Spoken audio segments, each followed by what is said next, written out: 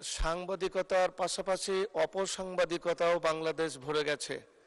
Online পত্রিকার নিয়ম কানুন কি আমরা জানি না। অনিবন্ধিত অনলাইন পত্রিকার জ্বালায় আমরা অস্থির। এ নিয়ন্ত্রণের কোনো পদক্ষেপ আছে কিনা, এটি মাননীয় মন্ত্রী মহোদয়ের কাছে আমার জিজ্ঞাসা। ধন্যবাদ মাননীয় স্পিকার। ধন্যবাদ মাননীয় সদস্য। মাননীয় মন্ত্রী। ধন্যবাদ মাননীয় স্পিকার। মাননীয় সদস্যকে বিশেষভাবে ধন্যবাদ জানাতে চাই, একটি চমৎকার প্রশ্ন উত্থাপন করেছেন। এই বিষয়গুলো নিয়ে আমরা খুব নিবিড়ভাবে কাজ করছি। উনি যথার্থই বলেছেন যে বেশ কিছু ভুইফোর অনলাইন পোর্টাল ব্যাঙের ছাতার মতন গজিয়ে গেছে বিভিন্ন জায়গায়, এবং তারা সাংবাদিকতা নয় অপসাংবাদিকতার চর্চা করে, অপপ্রচার করে এবং বিভিন্ন ধরনের সমস্যা তৈরি করে সমাজে।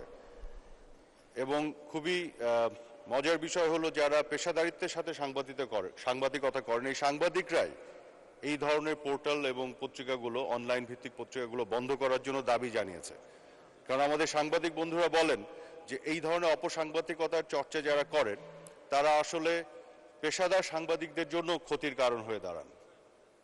এবং তাদের দাবির প্রেক্ষিতেই আমি কিছুদিন আগে বলেছি যে এই দাবিটি শুধু আমাদের সংসদ সদস্যদের নয় বা সমাজে অন্যান্য স্তরের বিভিন্ন প্রতিনিধি যারা আছেন বা রাজনীতিবিদদের নয়, খোদ সাংবাদিক সমাজ থেকে এই দাবি এসছে যতগুলো অনিবন্ধিত পোর্টাল আছে যেগুলো অপপ্রচার করছে, অপসাংবাদিকতা করছে, সেগুলোকে বন্ধ করে দেওয়ার জন্য। যে কারণে আমি কিছুদিন আগে একটি নির্দেশনা দিয়েছি যে একেবারে প্রতিষ্ঠিত গণমাধ্যম যেগুলো আছে, ইলেকট্রনিক মিডিয়া, প্রিন্ট মিডিয়া, তাদের যে নিবন্ধিত পোর্টাল আছে সেই পোর্টালগুলো এবং এর বাইরে যত পোর্টাল যেগুলো অ্যাপ্লিকেশন করেছে, প্রক্রিয়াধীন আছে, তার পুরো লিস্টটা আমি বিটিআরসিকে পাঠাবো। এবং এই লিস্টের বাইরে যত অনিবন্ধিত এবং এমনকি একটা অ্যাপ্লিকেশনও করে নেই যারা, তাদের সবগুলো পোর্টাল বন্ধ করে দেওয়ার জন্য আমি তাদেরকে অনুরোধ জানাবো।